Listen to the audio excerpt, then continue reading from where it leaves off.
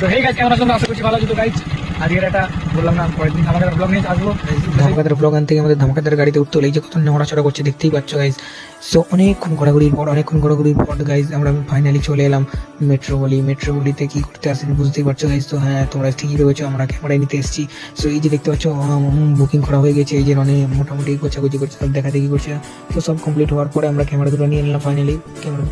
আমরা খুব এক্সাইটেড ছিলাম। তো এই যে দাদা দেখতে পাচ্ছি, দাদাটার সাথে নিলাম। তো এবারে বাইরের দিকে বেরোলাম ক্যামেরা নেওয়ার পর বাড়ির দিকে বাস খুঁজতে অনেকক্ষণ পর খোঁজার পর একটি বাস পেলাম। সেই বাসে উঠে পড়লাম। বাসে উঠে পড়ার পর ফাঁকা দেখছি পুরো বাসে, যে রনি দেখছে ক্যামেরাটা। ঠিক আছে গাইজ, তো এবারে বাস থেকে নামবো গাইজ। ঠিক আছে, বাস থেকে নেমে এই যে রনি বলছি আমি খুবই টায়ার্ড, আমাকে এবারে বাড়িতে যাই বাইকে কোনো রকম। ঠিক আছে, তো রাস্তার মাঝখানে দেখছো গাইজ রনির মুড যে একটা ছবি তোল।